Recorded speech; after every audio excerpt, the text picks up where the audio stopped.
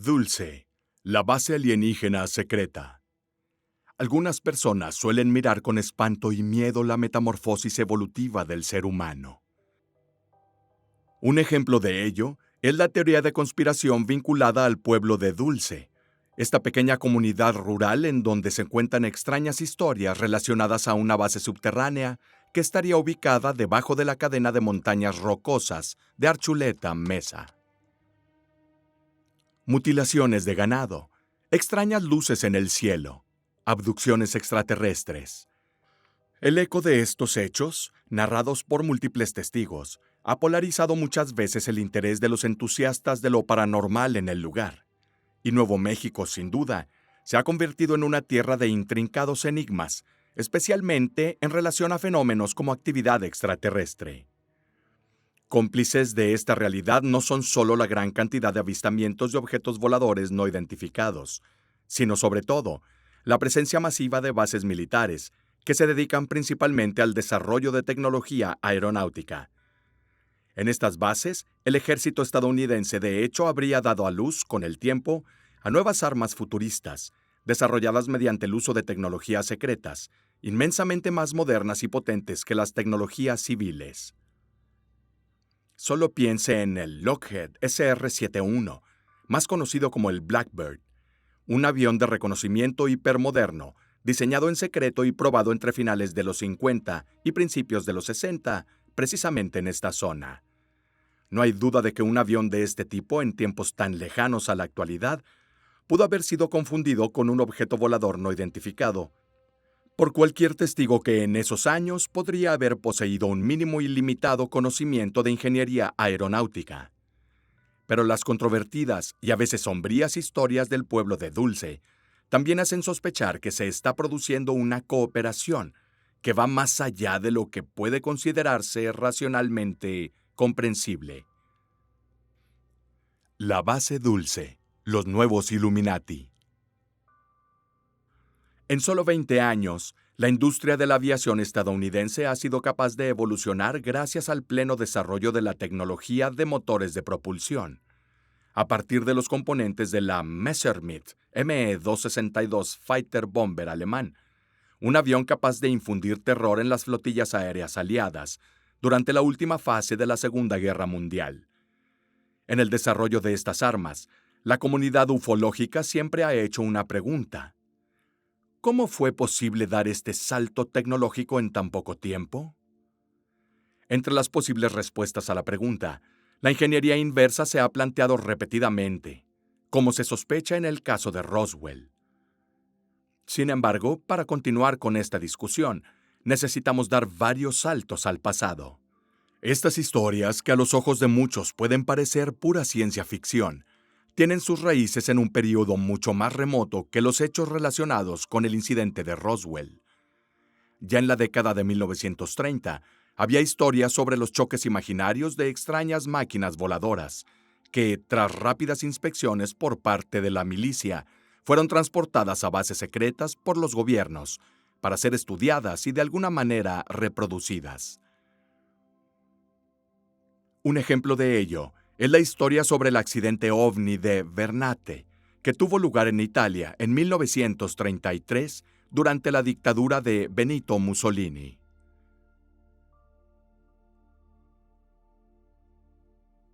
En la mañana del 13 de junio de 1933, un objeto volador no identificado apareció en el cielo sobre Lombardía, región del norte de Italia y centro productivo y económico de la nación. La aeronave se estrelló en un campo aislado cerca del pueblo pequeño de Vernate, en la provincia de Varese. Inmediatamente fue identificado por las autoridades de seguridad locales, que tomaron medidas enviando un equipo especial a la ubicación. El objeto en cuestión podría haber sido un nuevo prototipo de aeronave extranjera que circulaba sin autorización en los cielos de Italia. Sin embargo, cuando los hombres llegaron al lugar del accidente asombrados y perplejos, se encontraron frente a algo nunca antes visto. El avión no parecía haber sido producido con los conocimientos técnicos de la época. No tenía alas y estaba hecho de un material metálico, aparentemente una aleación, forjada a partir de una sola placa, completamente desprovista de tornillos, pernos o soldadura. Un detalle impactante dado que el objeto era del tamaño de un automóvil. A unos 10 metros se encontraron los cuerpos de dos humanoides, casi de 2 metros de altura, con piel blanca lechosa y cabello rubio espeso, criaturas que se veían más como los dioses de la mitología nórdica y no como figuras modernas de extraterrestres con cabezas grandes y tez gris. Según los rumores, los restos de la misteriosa aeronave fueron transportados por camiones hasta la planta Savoia Marchetti, una de las principales empresas aeronáuticas de la época. Sin embargo, no hay reporte acerca de dónde fueron transportados los dos extraterrestres. Incluso algunos ufólogos plantearon la hipótesis de que los cadáveres fueron sumergidos en tanques de formaldehído para preservarlos y luego fueron transportados a Roma para mostrarlos a Mussolini. Al ser informado Benito Mussolini de los hechos, ordenó mantener el máximo secreto sobre el incidente. Aunque el dictador no creía en absoluto en la naturaleza extraterrestre de ese incidente. Sin embargo, en los días posteriores al evento, nadie logró explicar la existencia de tal tecnología, y Mussolini luego autorizó investigaciones en el avión a ser conducidas por el gabinete RS-33 de Ovra, la policía secreta de la Italia fascista. Se dio la coordinación del gabinete RS-33 a Guglielmo Marconi, Premio Nobel de Física, gracias a la invención del telégrafo inalámbrico y por sus estudios sobre las ondas de radio, que en los años venideros conducirían a la invención y producción de radios y televisiones. Más tarde, Marconi se unió a otros dos físicos, Enrico Fermi, el inventor del primer reactor nuclear, y Ettore Majorana, un joven genio de la física que desapareció misteriosamente en 1938, a la temprana edad de 32 años. Durante la Segunda Guerra Mundial, los archivos relacionados con la investigación hecha por el gabinete RS-33 también habría sido accesible a las autoridades alemanas. A partir de esos documentos se inició el desarrollo de Vergelstungswaffen, armas experimentales secretas, incluido el avión V-7, muy similar a los platillos voladores, así como el legendario Die Glocke, un dispositivo de armadura en forma de campana que se movía por el aire sin el uso de propulsores, pero con el uso de campos magnéticos. Finalmente, al final de la guerra, los Estados Unidos y la Unión Soviética habrían entrado en posesión de toda la documentación de estos propulsores no convencionales basados en ingeniería inversa. Es decir, el análisis que se realiza a partir de la descomposición o desmontaje de un artefacto u objeto y cómo se encuentra. El gabinete a cuyas reuniones asistieron senadores y científicos fue la versión italiana del Majestic 12, la organización secreta estadounidense que se habría creado en 1947 para investigar el incidente Roswell. Al final de la Segunda Guerra Mundial, el ovni de Varese fue hecho desaparecer, y según algunos partidarios de las teorías al respecto, también puede haber sido transportado a una base secreta del gobierno estadounidense, quizás justo a la ya muy famosa Área 51. Pero así como se sospecha que una base existente real puede poseer artefactos extraterrestres, también se cree que lugares aparentemente pacíficos sin bases militares los poseen bajo tierra. La existencia de la base Dulce, de hecho, es solo una suposición, pero sigue siendo objeto de interés hoy. No hay documentos, fotografías o citas sobre el sitio del ejército de los Estados Unidos. Pero según algunos ufólogos, la base sería un centro militar secreto para el estudio de especies alienígenas, nuevos aviones furtivos y armas innovadoras. Conectado a través de un túnel principal a la base militar de Los Álamos, un punto desde el cual muchas otras raíces subterráneas se abrirían camino, con el objetivo de conectar muchas instalaciones secretas en territorio norteamericano. Esta inmensa estructura tendría el propósito de ocultar nuestra cooperación entre los Estados Unidos y algunas especies extraterrestres en nuestro planeta. Por lo tanto, habría una cooperación militar extraterrestre de la que Estados Unidos derivaría una ventaja rentable en el campo tecnológico y médico. A la luz de estas hipótesis, se teorizó entonces que en Dulce, en 1966, se estipuló un pacto entre los generales de la Fuerza Aérea de los Estados Unidos y los contingentes extraterrestres. Este supuesto pacto, llamado Ley Platón, estaría de alguna manera ligado al aumento de los casos de mutilación animal en Nuevo México y presuntos secuestros extraterrestres en Estados Unidos. Dulce es un pequeño pueblo nacido a finales del siglo XIX, cuando el gobierno de Estados Unidos ordenó a los apaches que se asentaran en esos parajes naturales, que luego se convertiría en parte de la Reserva Jicarilla. Sus pocos habitantes vivieron en paz durante muchos años. Si bien la región siempre había estado sujeta a fenómenos inexplicables y característicos, como los continuos avistamientos de luces en el cielo nocturno y las leyendas indígenas sobre seres extraños que deambulaban por la mesa. Durante 100 años y más, estas historias se mantuvieron solo como simples cuentos de campamento, perfectos para pasar una noche alrededor del fuego y saltar de miedo al menor susurro del viento. Sin embargo, a partir de finales de la década de los 70, comenzarían a ocurrir fenómenos siniestros e inexplicables con frecuencia exponencial en Dulce, convirtiendo rápidamente este remoto pueblo en el epicentro de una de las mayores teorías conspirativas del siglo pasado. Todo comenzó una mañana, cuando un granjero fue a ver cómo estaba su rebaño de vacas en el recinto donde estaban pastando. Entre muchos animales, había uno que yacía sin vida en el suelo. El granjero se acercó para entender lo que pasaba, pero nada podría haberlo preparado para esa visión escalofriante. Uno de los animales estaba acostado de lado. Tenía cortes limpios en la carne de su hocico y a lo largo de su cuerpo, como hechos con bisturí. Sus órganos sensoriales y sexuales parecían haber sido removidos quirúrgicamente, mientras que los órganos internos habían desaparecido, como si algo lo hubiera succionado dejando un cadáver vacío. El granjero se convenció de inmediato que no podía haber sido un ataque de otro animal, porque ningún depredador habría sido capaz de reducir a la bestia a ese estado, sobre todo sin dejar el menor rastro.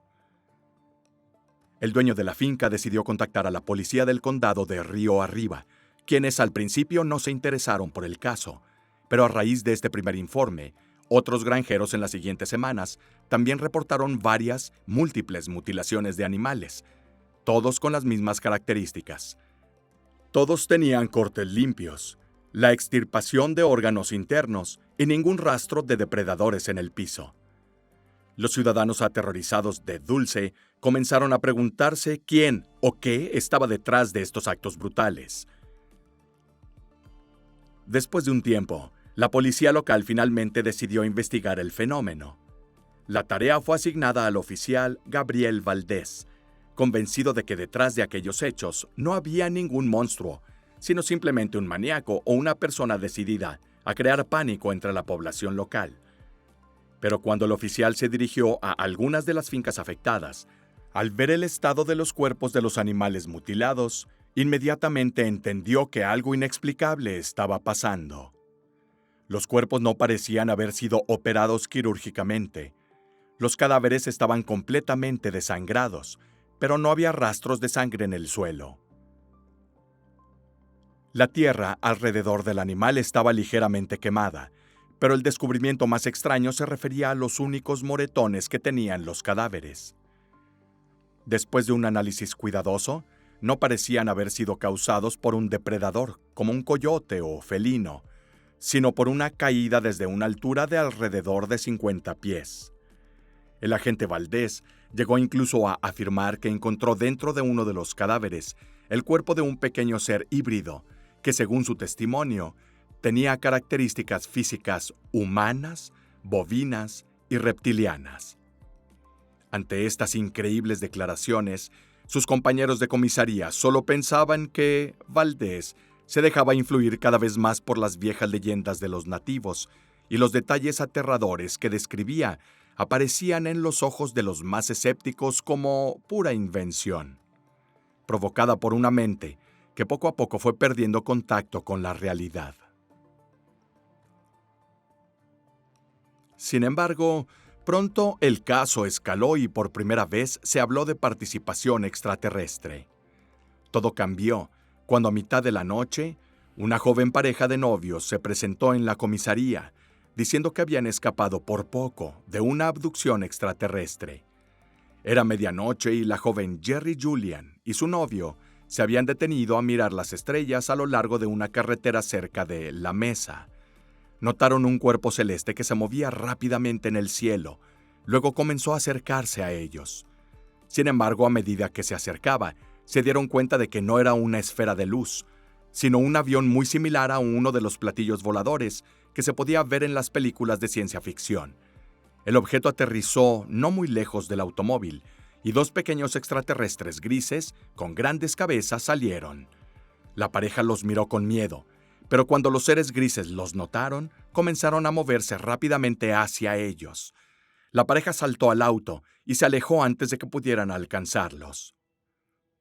De vuelta en casa, no podían creer lo que acababan de ver, y por primera vez, Jerry Julian entendió que las leyendas que su abuela nativa americana le contaba de niña eran, de hecho, la realidad. Esos seres que bajaron del cielo y que se habían refugiado en La Mesa durante milenios, escondiéndose la mayor parte del tiempo de los ojos humanos, existió realmente. Jerry y su novio no fueron los únicos en esos años que reportaron extraños sucesos en las inmediaciones de Archuleta Mesa. Así, entre los aproximadamente 3,000 habitantes de la comunidad, la creencia de que algo aún más misterioso se escondía bajo sus pies comenzó a regarse como pólvora. Muchos llegaron a declarar que habían escuchado ruidos metálicos provenientes del subsuelo, como si máquinas gigantes estuvieran trabajando, causando fuertes terremotos como temblores en el suelo cuando se activaban. Siguiendo estos desarrollos iniciales de la historia, un personaje clave que trató de entender completamente lo que estaba sucediendo en el área, sin duda era Paul Bennowitz, un hombre de negocios de Arizona que a principios de los años 80 fue el portavoz de la teoría sobre una base secreta en Dulce. Durante la década de 1970, Bennowitz se convirtió en miembro de la Organización de Investigación de Fenómenos Aéreos de Arizona, o APRO, un grupo civil de investigación de ovnis, y estaba particularmente interesado en la mutilación del ganado. El 20 de abril de 1979, el hombre fue a una reunión pública sobre el tema, organizada por el fiscal estadounidense Robert Thompson y el senador Harrison Schmitt. En la reunión, Bennowitz conoció al oficial Gabriel Valdés y habló por primera vez sobre los misteriosos eventos que estaban teniendo lugar alrededor del pueblo de Dulce. Después de esta breve charla, Bennowitz quedó tan impactado por las declaraciones de Valdés que decidió iniciar un estudio autofinanciado sobre los diversos fenómenos que ocurrieron repetidamente después de días o semanas aterrorizando a la población. Al principio decidió centrar su investigación en la cercana base de la Fuerza Aérea de Kirtland, y Bennowitz comenzó a filmar luces extrañas cerca de los edificios y grabando señales de radio inusuales. También intentó ponerse en contacto con la oficina de prensa de la base, pero fue totalmente ignorado. Posteriormente, el investigador comenzó a publicar sus primeros artículos, en los que aseguraba que bajo Archuleta Mesa se ocultaba una especie de estructura secreta y que los militares eran los responsables directos de ello. Pero cuando el 6 de mayo de 1980, la Policía Estatal en Cimarrón, Nuevo México, recibió un informe de una mujer que se hacía llamar con el nombre ficticio de Myrna Hansen, las cosas dieron un giro. Myrna contó una historia que contenía todos los elementos que Bennowitz buscaba: visitantes interplanetarios, luces en el cielo y, sobre todo, mutilaciones bovinas. Entonces, al no tener idea de cómo ayudarla, la policía de Cimarrón le entregó el caso directamente a Valdés, quien en ese momento fue apodado el chico de la mutilación de ganado. Valdés, a su vez, contactó a Paul Bennowitz, quien de inmediato tomó medidas para hablar personalmente con la señora Hanson.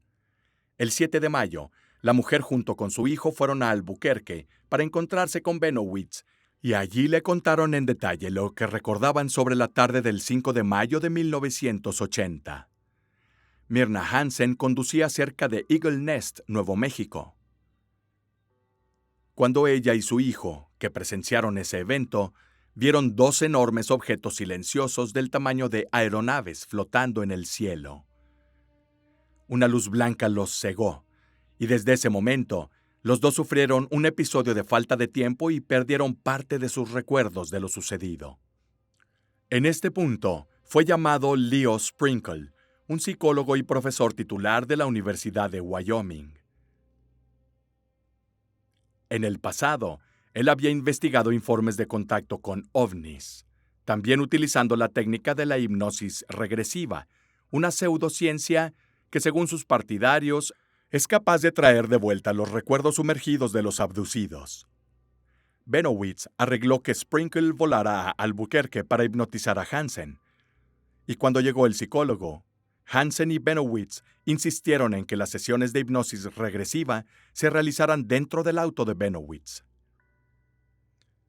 que para la ocasión tenía sus ventanas cubiertas con una gruesa lámina de aluminio para evitar interferencias de entidades extraterrestres. Durante la sesión, la mujer relató recordar el momento en que una de las reses de las granjas circundantes fue absorbida por un rayo tractor, emitido por una nave espacial, que después también le sucedió a ella y a su hijo. En posteriores sesiones de hipnosis, Myrna informó detalles cada vez más impactantes sobre su secuestro. El escepticismo de los colegas de Benowitz comenzó a decaer. Quizá la teoría sobre la base podría ser correcta. Myrna recordó haber sido llevada a un calabozo, donde había grandes tanques, flotaban partes de cuerpos humanos y animales en un líquido viscoso. A partir de esto, el cuento se desarrolló aún más. La mujer habló de seres híbridos, mitad hombres y mitad alienígenas. Ellos residían dentro de estos grandes tanques, como si alguien estuviera tratando de llevar a cabo experimentos biogenéticos con una técnica extremadamente avanzada. Las supuestas cuentas acumuladas en estas sesiones de regresión formaron luego los cimientos mismos para la leyenda de la base secreta de Dulce. La curiosidad que surgió por las historias de la mujer llevó a Benowitz a viajar varias veces al pueblo y a las montañas Archuleta Mesa, incluso volando sobre la meseta con su avión privado, tomando innumerables fotos. En estos vuelos, el empresario de Phoenix dijo haber encontrado irrefutable evidencia de la existencia de grandes cuevas, meticulosamente excavadas en la roca, incluso si no estuvieran conectadas de ninguna manera a carreteras por las que pudieran circular vehículos de ruedas. Sin embargo, las fotos nunca se publicaron, y este hecho, sumado a las extraordinarias afirmaciones del hombre, solo sirvió para desacreditar aún más la veracidad de la existencia de las bases en vez de confirmarlas. Benowitz estaba tan seguro de que el gobierno escondía algo allí abajo, que en 1981 escribió una carta al senador Pete Domenici, hablando por primera vez de una supuesta guerra entre extraterrestres y ejército, ahora conocida como la Guerra Dulce. Aquí está la transcripción de la carta. Hasta la fecha, como se ha señalado, no he tenido noticias suyas y por lo tanto asumo con todas sus nuevas funciones que está muy ocupado y simplemente no ha tenido tiempo. Los hechos que le di al capitán Harry son simples y directos.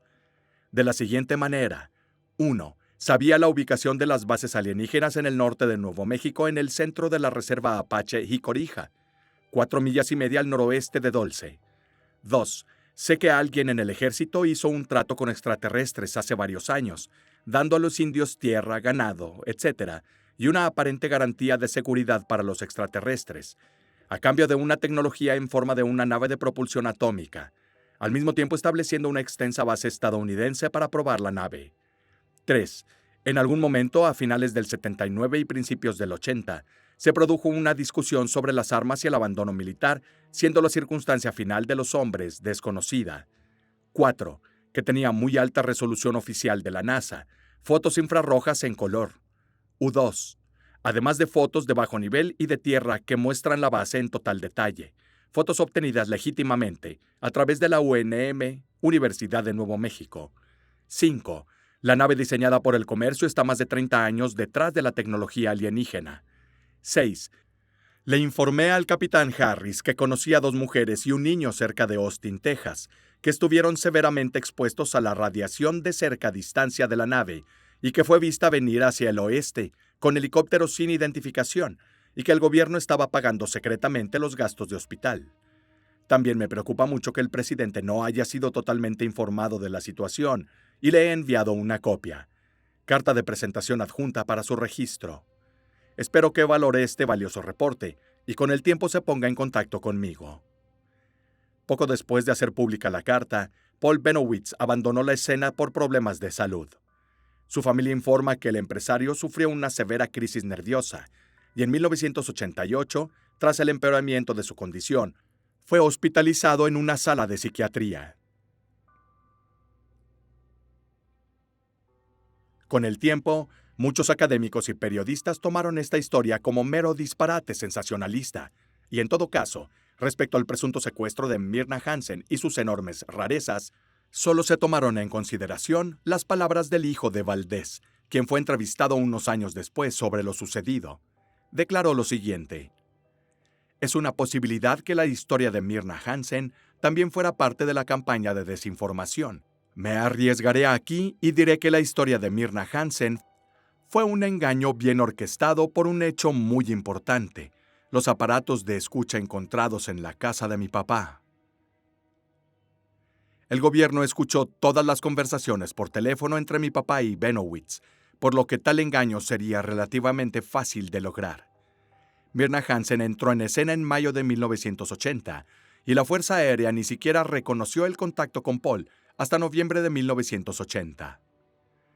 Aunque esta evidencia apenas puede ser vista como circunstancial, explicaría muchas cosas y cómo y por qué ocurrieron durante la década de 1980, según lo que sabemos actualmente. Además, gracias a la información, el interés en la base secreta de Dulce se desvaneció lentamente, al menos hasta mediados de los 90, cuando llegaron dos personajes adelantados, hablando en primera persona sobre lo que habían visto dentro del complejo secreto. El primero en hacerlo público fue Thomas Costello, un ex empleado de la Fuerza Aérea de Estados Unidos. Costello dijo que era fotógrafo en la base de la Fuerza Aérea Nellis, en Nevada, antes de ser transferido a la Fuerza Aérea en Dulce, a principios de 1970, donde se le asignó la gestión de la enorme vigilancia del sistema de la estructura subterránea. En las entrevistas que Thomas publicó, afirmó que la base había sido construida por el ejército, pero que tanto humanos como formas de vida extraterrestres operaban dentro de ella. La estructura, compuesta de 7 niveles, tenía áreas prohibidas en los pisos inferiores, en donde militares tenían estrictamente prohibido bajar. Allá abajo, las criaturas extraterrestres realizaban pruebas genéticas en conejillos de indias y humanos con el objetivo de dar vida a criaturas híbridas. Un verdadero infierno en la Tierra que el gobierno de los Estados Unidos sabía que existía pero no pudo detener. Todo esto habría explicado la enorme cantidad de mutilaciones de ganado y el alto número de desapariciones que ocurrieron a lo largo de los años en Nuevo México. Costello también habría hablado en repetidas ocasiones de grandes túneles subterráneos que servían para conectar otras bases subterráneas secretas, administradas por extraterrestres y humanos, que se extendían como una telaraña sobre todo el territorio de Estados Unidos. Pero esto representa solo la punta del iceberg del testimonio del ex soldado. Para entender aún mejor y ascender sus difíciles palabras, nos basamos en un pequeño extracto de una entrevista que revela el funcionamiento de la estructura y habla de órganos que operan dentro de ella. Escuché que la base Dulce se inició en 1937-38 por los ingenieros del ejército, agrandado con los años. El trabajo más reciente se completó entre el 65 y 66 para conectar túneles al sitio de Page Base, una de las instalaciones subterráneas más antiguas. La base de 4 esquinas se llama Periga. La mayoría de los nativos americanos, los indios que viven en esa zona, saben de la base y nos podrían hablar de las formas de vida subterráneas que frecuentemente son vistas cerca de sus comunidades. Según varios trabajadores de mantenimiento de alto nivel, parte de ella fue destruida por dispositivos nucleares en los años 60, Hay secciones como los túneles del transbordador que fueron formados por una máquina tuneladora avanzada que deja las paredes del túnel lisas. Las paredes terminadas en esos tubos parecían vidrio negro pulido. La naturaleza comenzó las cavernas. Los humanoides reptilianos Draco utilizaron esas cavernas y túneles por siglos. Más tarde, a través de los planes de Rand Corporation, se amplió repetidamente. Las cavernas originales incluían cuevas de hielo y manantiales de azufre que los alienígenas encontraron perfectos para sus necesidades. Las cavernas de Dulce rivalizaban en tamaño con las cavernas de Carlsbad, entre las más grandes y profundas del mundo, con varias cuevas que solo podrían ser exploradas por espeleólogos profesionales. Algunos reptoides son nativos de este planeta. El elenco gobernante de extraterrestres es de reptilianos. Los seres beige o blancos se llaman Draco. Otros seres reptilianos son verdes y algunos marrones. Eran una raza antigua en la Tierra que vivía bajo tierra. Pudo haber sido uno de los seres draconianos que tentaron a Eva en el jardín del Edén. Los reptoides se consideran correctamente terra nativos. Quizás son los que llamamos los ángeles caídos. Los grises trabajan y están controlados por los Draco. Hay otros seres de piel gris que no están aliados con Draco. Como yo era el técnico superior de seguridad en esa base, tenía que comunicarme con ellos a diario. Si había algún problema que involucrara cámaras de seguridad o de video, yo era el que llamaban. Era el elenco de trabajo reptiliano el que normalmente hacía el trabajo físico en los niveles inferiores de Dulce. Las decisiones que involucraban a ese elenco generalmente las tomaban los Draco blancos. Cuando los trabajadores humanos causaron problemas al elenco de trabajo, los reptoides fueron al jefe draconiano blanco y el Draco me llamó. A veces se sentía como si fuera un problema sin fin. Cuando era necesario, la intervención se convertía en una herramienta vital. El mayor problema eran los trabajadores humanos, que deambulaban tontamente cerca de las áreas prohibidas de la sección Alien. Supongo que la naturaleza humana es ser curioso y preguntarse qué hay más allá de las barreras. Con mucha frecuencia alguien encontraba una forma de sortear las barreras y husmear. Las cámaras cerca de la entrada generalmente los detenían antes de meterse en problemas. A veces tuve que solicitar formalmente el regreso de un trabajador humano. Todas las bases secretas están conectadas por túneles que cruzan el mundo como autopistas subterráneas, y hay dos tipos de carreteras. Para camiones, carros y buses hay caminos pavimentados, y esto es para viajes limitados. Hay otro tipo de tránsito para carga y para pasajeros que es de viajes rápidos. Esa red mundial se llama el Sistema Subglobal. Tiene puntos de control en la entrada de cada país. Hay grandes tubos que disparan a los trenes a velocidades increíbles, utilizando un método de levitación magnética y vacío. Viajan a una velocidad que supera la del sonido. Con frecuencia, las entradas se camuflan como canteras de arena u operaciones mineras. Otros portales complejos se encuentran en bases militares. Nuevo México y Arizona tienen la mayor cantidad de entradas, seguidas por California, Montana, Idaho, Colorado, Pensilvania, Kansas, Arkansas y Missouri. De todos los estados, Florida y Dakota del Norte tienen la menor cantidad de entradas. Wyoming tiene una carretera que se abre directamente a la autopista subterránea. La vía ya no está en uso, pero podría reactivarse si así lo deciden, con un costo mínimo. Se encuentra cerca del lago Brooks. El elenco de trabajadores hace las tareas diarias, trapeando los pisos de látex, limpiando jaulas, llevando comida a la gente hambrienta. Es su trabajo formular la mezcla adecuada para los seres que ha creado la raza Draco. Básicamente hablando, las razas reptilianas están activas con todos los niveles de la base Dulce.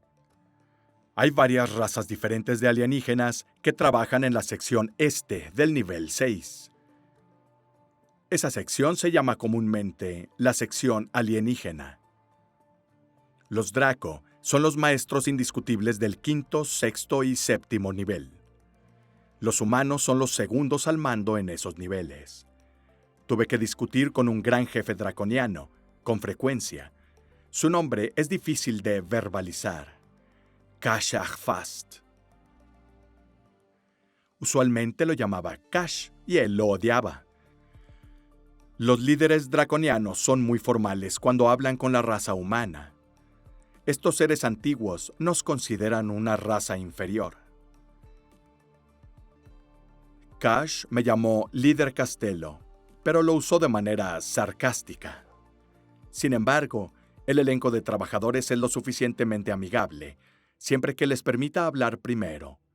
Son muy cautelosos y consideran que la mayoría de los humanos son hostiles.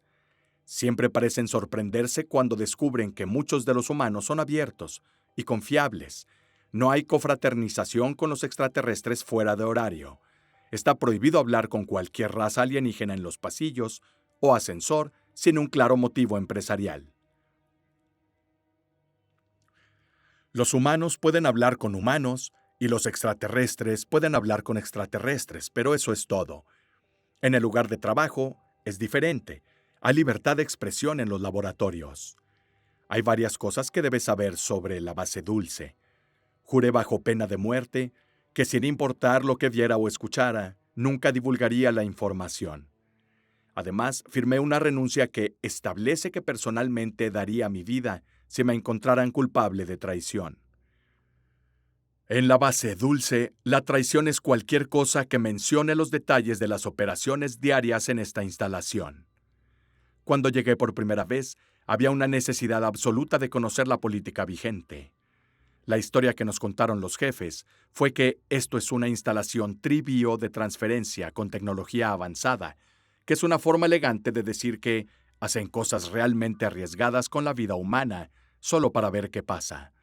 Si ocurre una cura médica, se anunciará en la superficie de la Tierra como una maravillosa nueva cura, diciendo que fue encontrada después de años de investigación en algún conocido laboratorio médico. La verdadera historia de la cura nunca se explica. Después de todo, la base de Dulce es una instalación secreta.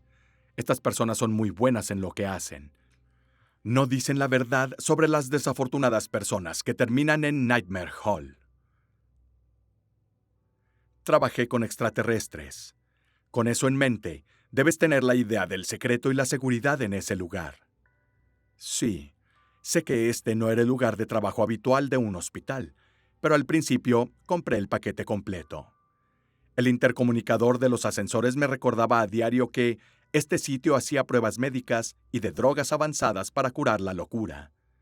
Por favor, nunca hable con los reclusos, pueden destruir años de trabajo. Soy sensato cuando los médicos dicen, no les hables. ¿Quién era yo para destruir esa delicada situación? Pero un hombre, de alguna manera, me llamó la atención.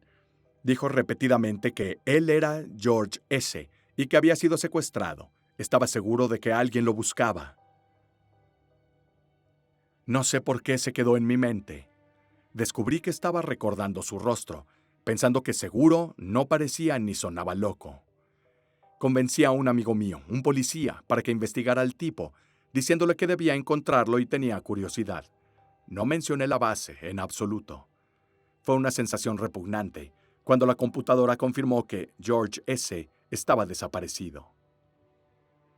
Lo que es peor, que los policías pensaron que era solo otro tipo que se cansó de la rutina diaria y se fue. Ese fue el comienzo. ¿Yo soy el que hizo sonar el silbato? No. El lunes siguiente busqué a George, pero ya no estaba. No había registros que explicaran lo que le sucedió. Fue otro oficial de seguridad que vino a mí diciendo que él y algunos trabajadores del laboratorio querían una reunión conmigo fuera de servicio. La curiosidad me invadió y dije, está bien. Esa noche aparecieron unos 9 hombres. Dijeron que sabían que se estaban arriesgando a que los entregara, pero que querían mostrarme algunas cosas que debería ver.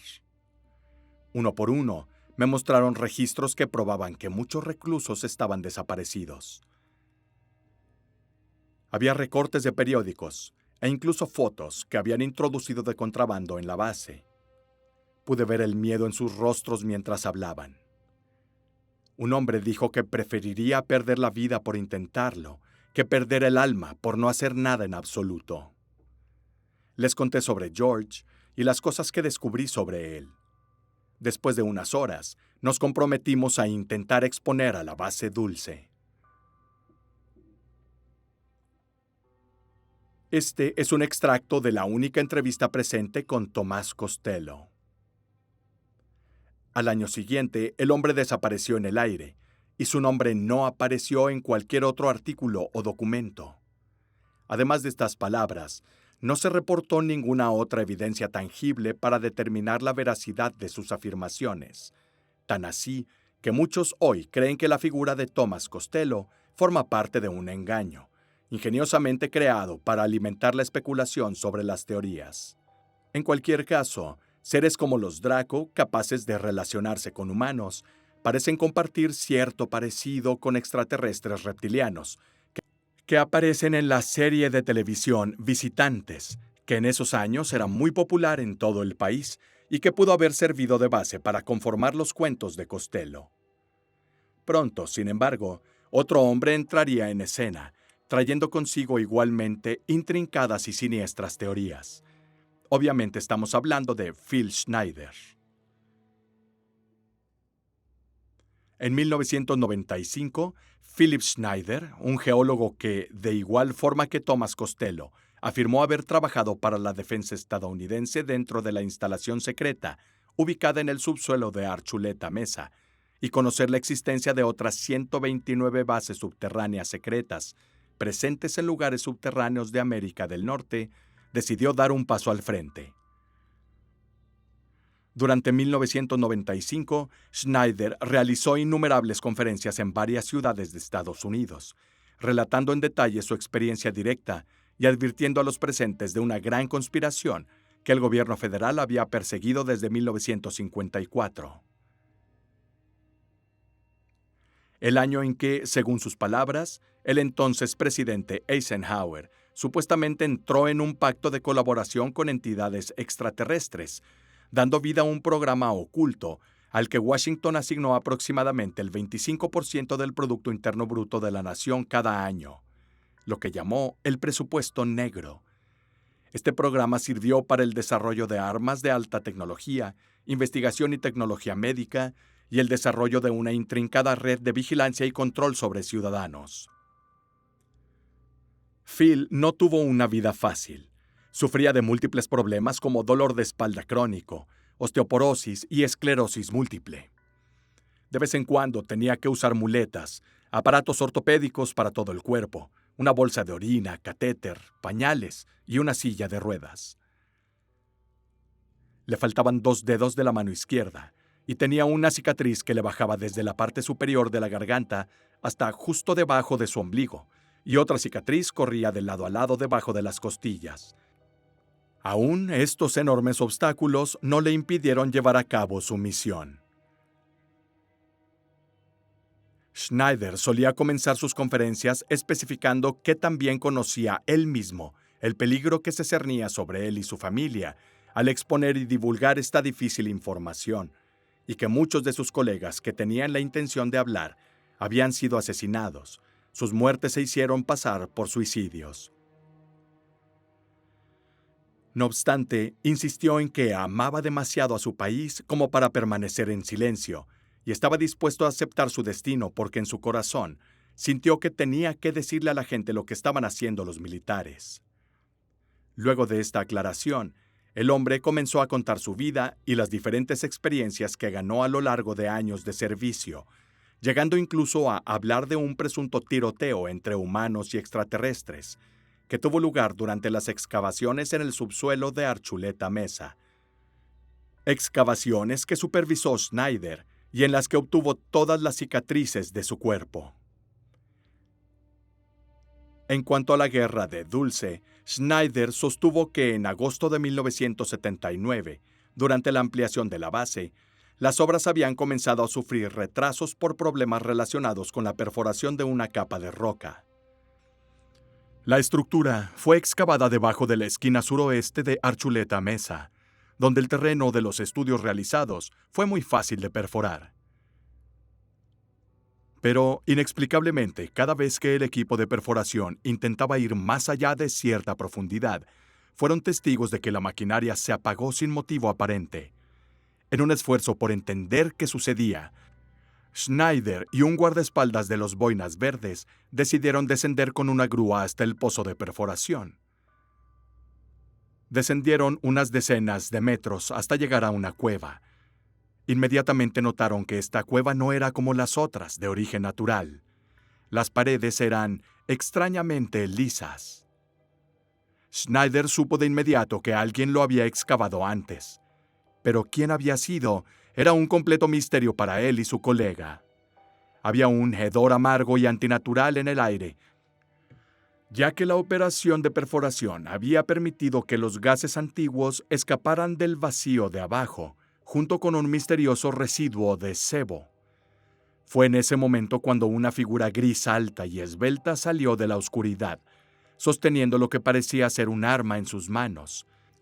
Absolutamente aterrado por lo sobrenatural e intimidante aspecto de esta criatura, Schneider instintivamente agarró su rifle para disparar. Los tiros impactaron contra la criatura, hiriéndolo mortalmente, pero lo peor no había pasado, y sin la menor advertencia, 2 alienígenas más surgieron de la oscuridad detrás de ellos. Retrocediendo hasta la grúa y disparando salvajemente, Schneider nuevamente logró darle a otro de los 2 grises, solo para que el otro usara su arma contra él en represalia. Schneider fue instantáneamente consumido por una misteriosa luz azul y sintió una gran sacudida de electricidad explotar a través de su cuerpo, dejándolo inconsciente en el suelo. Cuando volvió en sí, se encontró en los brazos de un par de sus compañeros. Decenas de boinas verdes llegaron a lo que pronto sería un verdadero tiroteo con las entidades extraterrestres dentro de la cueva.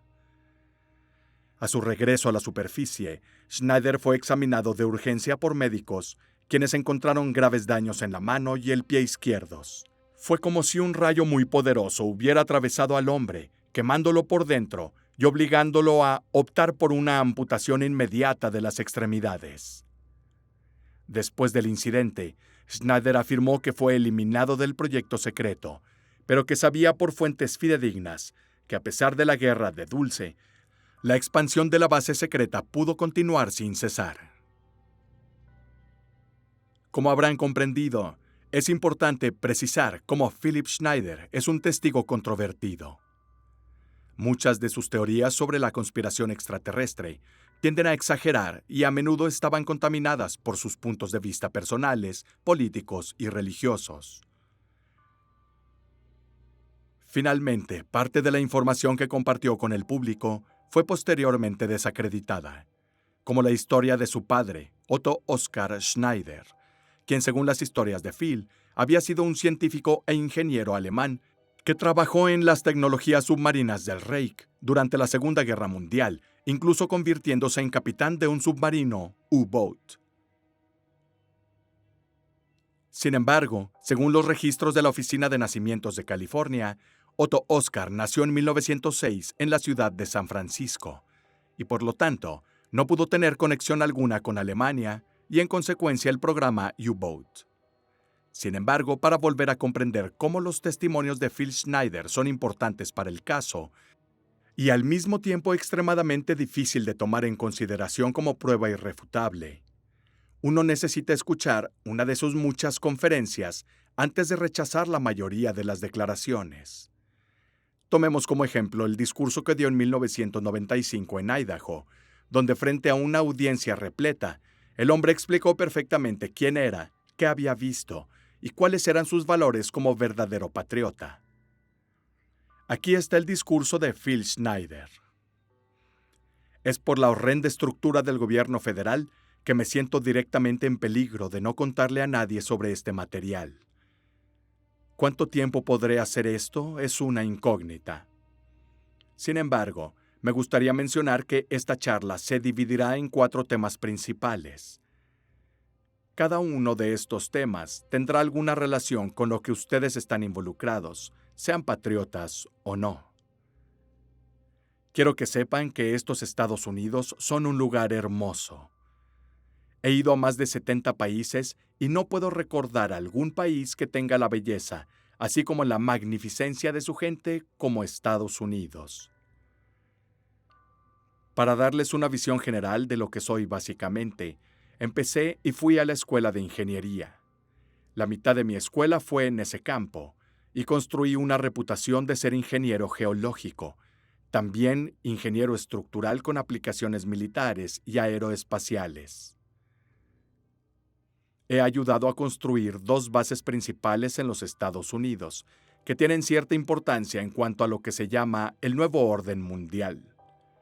La primera base es la de Dulce, Nuevo México. Estuve involucrado en 1979 en un tiroteo con humanoides extraterrestres y fui uno de los sobrevivientes. Probablemente soy el único sobreviviente parlante que jamás escucharás. Otros 2 sobrevivientes están bajo gran vigilancia. Soy el único restante que conoce los archivos detallados de toda la operación. 66 agentes del servicio secreto, el FBI y similares murieron en ese tiroteo, y yo estuve ahí. Número 1. Parte de lo que les voy a decir va a ser muy chocante. Sin embargo, parte de lo que les diré probablemente va a ser muy increíble. En vez de tener una mente cerrada, voy a pedirles que se muestren escépticos, pero siéntanse libres de hacer su propia tarea. Sé que la ley de libertad de información no es mucho para continuar, pero es lo mejor que tenemos. La biblioteca legal local es un buen lugar para buscar registros del Congreso. Así que si uno continúa haciendo su tarea, entonces uno puede estar al tanto de lo que respecta a su país. Amo el país en el que vivo más de lo que amo mi vida, pero no estaría frente a ustedes ahora arriesgando mi vida si no creyera que fuera así. La primera parte de esta charla se referirá a las bases militares subterráneas profundas y al presupuesto negro. El presupuesto negro consume actualmente $1,250 millones al año. Al menos esta cantidad se usa en programas negros, como los relacionados con bases militares subterráneas profundas. En la actualidad, hay 129 bases militares subterráneas profundas en Estados Unidos. Han estado construyendo estas 129 bases día y noche, incesantemente, desde principios de la década de 1940. Algunas incluso fueron construidas antes de eso. Estas bases son principalmente grandes ciudades subterráneas, conectadas por trenes magneto-levitón de alta velocidad, que tienen velocidades de hasta Mach 2. Richard Suda, arquitecto con doctorado, ha arriesgado su vida al hablar de esto. La profundidad promedio de estas bases es de más de 1 milla, y de nuevo son básicamente ciudades enteras bajo tierra. Todas tienen un tamaño de entre 2.66 y 4.25 millas cúbicas. Tienen máquinas de perforación láser que pueden perforar un túnel de 7 millas de largo en un día. Los proyectos negros eluden la autoridad del Congreso, que, como sabemos, es ilegal. En este momento, el nuevo orden mundial está dependiendo de estas bases. Si lo hubiera sabido en ese momento, no lo habría hecho. Me mintieron extensamente. Por cada año que transcurre, la tecnología militar aumenta unos 44 años y medio. Es por esto que es fácil entender que allá por 1943 fueron capaces de crear a través del uso de tecnología de tubos de vacío una nave que literalmente podría desaparecer de un lugar y aparecer en otro. Mi padre, Otto Oskar Schneider, luchó en ambos lados de la guerra. Originalmente era capitán de un submarino y fue capturado y repatriado en los Estados Unidos.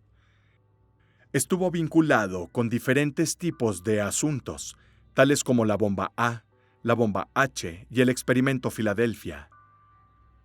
Inventó una cámara de alta velocidad que tomó fotografías de las primeras pruebas atómicas en la isla Bikini, el 12 de julio de 1946.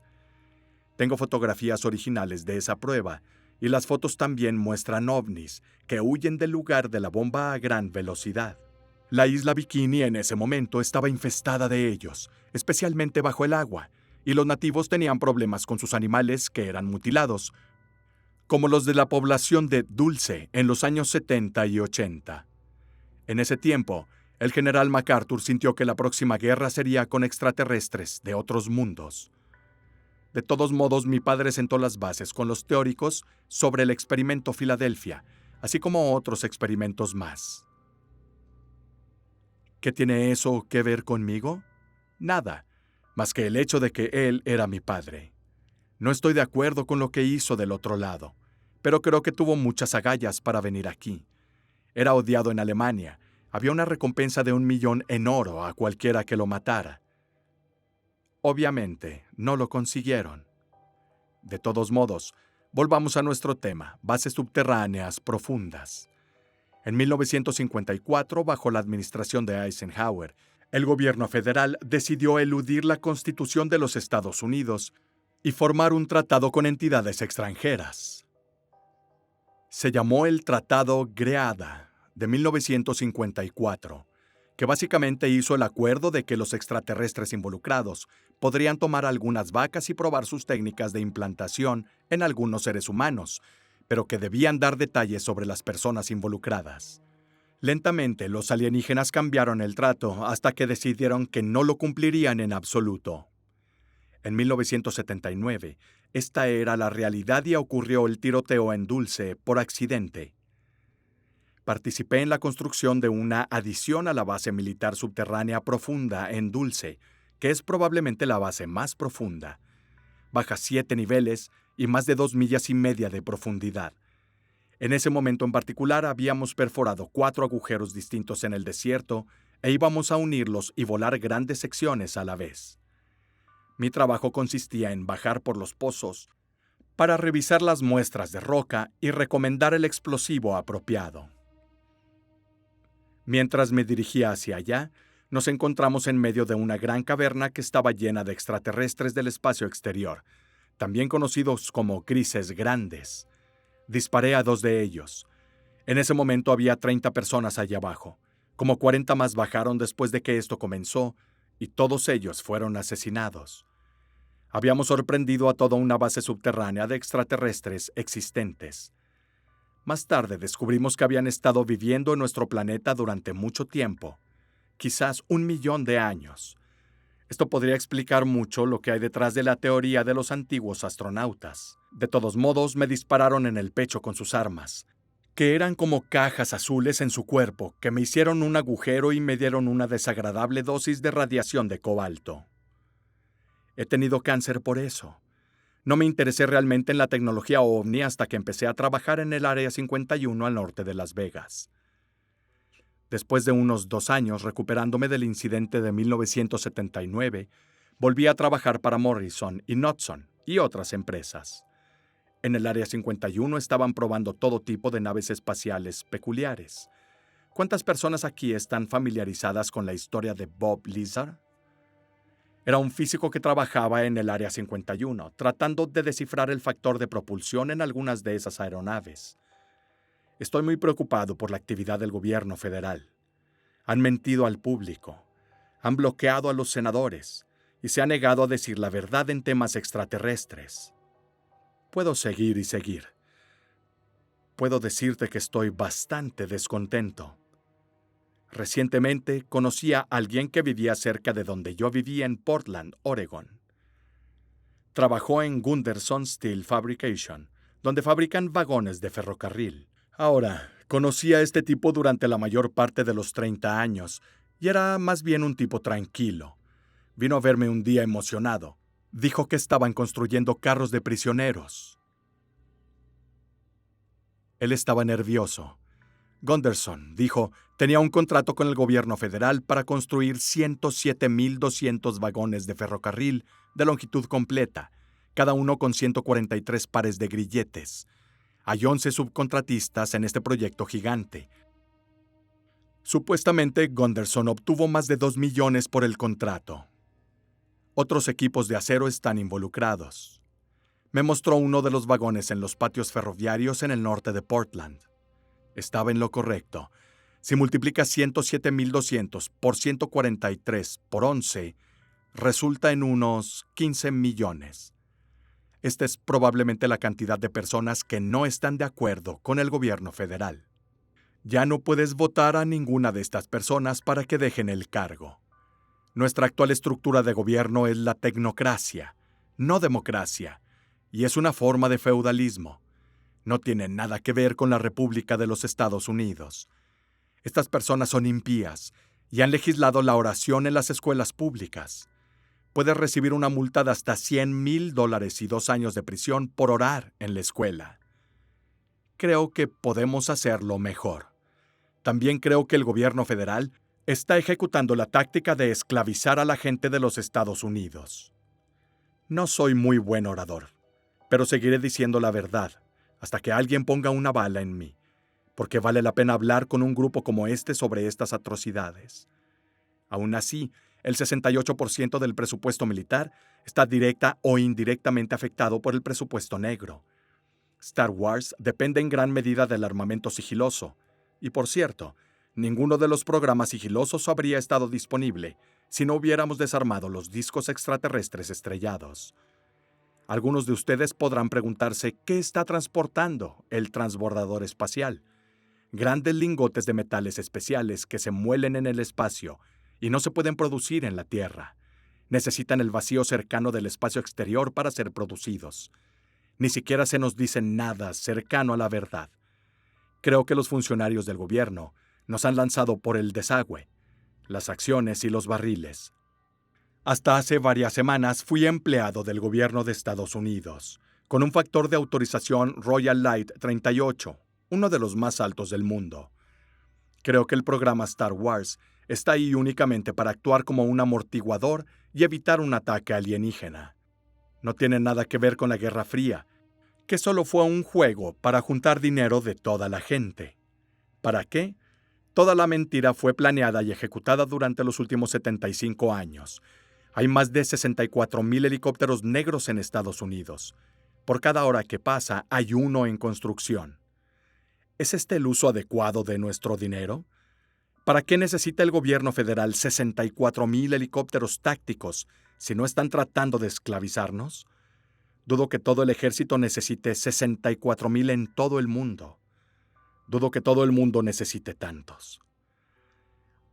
Hay 157 aviones furtivos F-11-7A cargados con LIDAR y radar de imágenes mejoradas por computadora. Pueden verte caminando de una habitación a otra cuando vuelan sobre tu casa. Ven objetos en la casa desde el aire, con una variación límite de 1 pulgada a 30,000 millas. Así de preciso es eso. Ahora, trabajé en el gobierno federal durante mucho tiempo y sé exactamente cómo manejan sus negocios. El gobierno federal ahora ha inventado un dispositivo sísmico. Soy geólogo y sé de lo que hablo. Con el terremoto de Kobe en Japón, no hubo onda de pulso como en un terremoto normal. Ninguna. En 1989 hubo un terremoto en San Francisco. Y tampoco hubo una onda de pulso con ese. Es un dispositivo de Tesla que se está utilizando para propósitos malvados. Los programas de presupuesto negro han subvertido la ciencia tal como la conocemos. Miren el SIDA, inventado por el Laboratorio Nacional de Ordenanzas en Chicago, Illinois, en 1972. Era un arma biológica para ser utilizada contra el pueblo de Estados Unidos. La razón por la que sé esto es que he visto la documentación de la Oficina de Servicios Estratégicos, que por cierto sigue en funcionamiento hasta el día de hoy a través del CDC en Atlanta. Utilizaron las secreciones glandulares de animales, humanos y humanoides alienígenas para crear el virus. Estos humanoides alienígenas con los que el gobierno se codea son las peores noticias. No hay absolutamente defensa alguna contra sus gérmenes. Ninguna. Son un arma biológica de terribles consecuencias. Cada extraterrestre en el planeta necesita ser aislado. Saddam Hussein mató a 3,5 millones de kurdos con un arma biológica similar. ¿Nosotros, la gente de este planeta, merecemos esto? No, claro que no, pero no estamos haciendo nada al respecto. Cada momento que desperdiciamos estamos perjudicando a otras personas en el planeta. Ahora mismo me estoy muriendo de cáncer que contraje por mi trabajo para el gobierno federal. Podría vivir 6 meses, y puede que no. Les diré una cosa, si sigo hablando como lo hago, tal vez Dios me dará la vida para hablar hasta la saciedad. Romperé todas las leyes que sean necesarias para hablar hasta la saciedad. 11 de mis mejores amigos en los últimos 22 años han sido asesinados. 8 de los asesinatos fueron llamados suicidios. Antes de hablar a Las Vegas, llevé a un amigo a Joshua Tree, cerca de 29 Palms. Conduje hacia las montañas para llegar a Needles, California, y me seguían 2 camionetas del gobierno, cada una con un par de ocupantes. Uno de ellos tenía una Uzi. Sabía exactamente quiénes eran. He hablado 19 veces y probablemente he llegado a 45,000 personas. Bueno, me adelanté y me detuve en medio de la carretera. Ambos fueron a cada lado de mí y bajaron por un barranco. Corté mi tarjeta de seguridad y se la devolví al gobierno, diciéndoles que si me iban a amenazar, como de hecho estoy, iba a subir 140,000 páginas de documentación a Internet sobre la estructura del gobierno y todo el plan. Ya he comenzado esa tarea. En el discurso de Phil Schneider hay realmente una cantidad impresionante de información. Desde teorías de conspiración hasta el nuevo orden mundial. Desde el presupuesto negro hasta el experimento Filadelfia. Todo en una vertiginosa sucesión de conjeturas y declaraciones que hacen muy difícil entender cuáles fueron las motivaciones del gobierno, pero sobre todo, ¿por qué entidades extraterrestres están realizando tal operación en nuestro planeta? Entonces, una vez más, las teorías masivas presentadas, pero sin tener alguna confirmación de pruebas concretas y tangibles, hacen que las historias que gravitan alrededor del pueblo de Dulce y Archuleta Mesa sean difíciles de aceptar. No obstante, Phil estaba destinado a convertirse en un verdadero símbolo para los investigadores, ufólogos y teóricos de la conspiración. Lo fue en vida y lo siguió siendo tras su muerte, ocurrida menos de un año después de pronunciar su discurso. El 17 de enero de 1996, Phil Schneider fue encontrado muerto en su casa de Wilsonville, Oregón. La causa oficial de su muerte fue dictaminada como suicidio, aunque según algunos informes hubo indicios de tortura en su cuerpo. Muchos de sus partidarios creían que los representantes de la inteligencia de Estados Unidos simplemente eliminaron a Schneider porque sabía demasiado, una teoría que incluso Schneider había predicho varias veces en sus discursos. Además, los rumores se referían a un supuesto informe policial, según el cual Schneider fue asesinado a tiros por unos agentes que se presentaron en su domicilio para hacer frente a una gran cantidad de impuestos impagos y multas. Durante la entrevista con los agentes, Phil supuestamente comenzó a actuar de manera amenazante, para luego tomar un arma y apuntar hacia ellos. El policía que se sentía en peligro no tuvo más remedio que disparar primero, hiriendo de muerte a Schneider. Pero como haya sucedido al momento de su muerte, el hombre ya estaba muy mal de salud. El misterio envuelve la muerte de Phil Schneider, y nadie puede saber con seguridad si esas increíbles historias eran veraces a la realidad o simples invenciones de su mente. Aunque el hombre nunca se contradijo en sus discursos y se mantuvo fiel a una sola versión de la historia, muchos estudiosos han demostrado que sus informes estaban empañados por exageraciones e inexactitudes. Como cuando afirmó que el primer ataque al World Trade Center involucraba el uso de armas nucleares tácticas, lo cual fue negado. Al mismo tiempo, sin embargo, sus partidarios creen que ha proporcionado pruebas suficientes para probar su honestidad, una de las cuales serían las cicatrices en su cuerpo. Si bien las inconsistencias objetivas en las historias de Phil se explican simplemente afirmando que el gobierno de Estados Unidos reescribió la historia de la familia Schneider para socavar su credibilidad y convertirlo en un mentiroso a los ojos del mundo. Esta es la última pieza de la historia. Como suele suceder, el misterio nunca ha sido revelado, y hoy la base subterránea de Dulce se ha convertido en un aterrador cuento de campamento, exactamente como las leyendas que 100 años antes la población de Archuleta transmitía de padres a hijos. Sin embargo, existen los últimos 3 informes que deben tenerse en cuenta y que explican en parte cómo esta mítica base secreta se convirtió en un culto, inflamando el debate sobre el peligro extraterrestre. La historia se difundió rápidamente dentro de la comunidad OVNI, y en 1987, el ufólogo John Lea afirmó tener una confirmación independiente de la existencia de la base. En 1988, el tabloide Weekly World News publicó un artículo titulado «Base OVNI encontrada en Nuevo México». Afirmó que los malvados invasores de otro sistema solar han establecido una base subterránea secreta en las escarpadas montañas del norte de Nuevo México, para poder intercambiar conejillos de indias humanos por extraños experimentos genéticos. El artículo de Weekly World News usó una supuesta cita de Leonard Stringfield, un ufólogo, como fuente de sus afirmaciones. Al enterarse de la historia, Stringfield protestó: "Nunca he leído tal distorsión de los hechos en mi vida". El politólogo Michael Barkin, profesor emérito de Ciencias Políticas en la Escuela Maxwell de Ciudadanía y Asuntos Públicos de la Universidad de Syracuse, escribió que las instalaciones subterráneas de misiles de la Guerra Fría en la región dieron a los rumores una plausibilidad superficial, haciendo de la historia de la base Dulce una leyenda atractiva dentro del mundo ovni.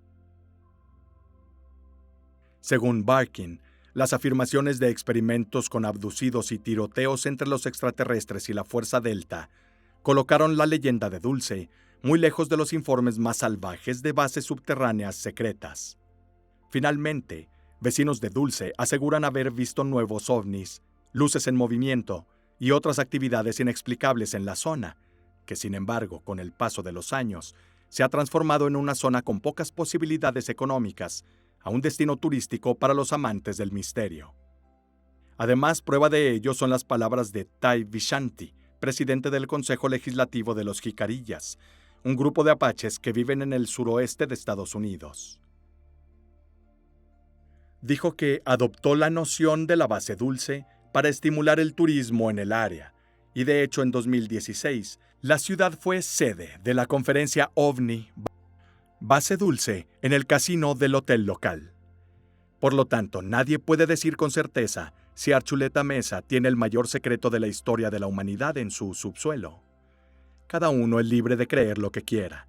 Lo que es seguro, sin embargo, es que este caso, con todas sus rarezas, permanecerá durante mucho tiempo como punto de referencia para los amantes de las teorías de la conspiración y una excelente fuente para basar una película de ciencia ficción.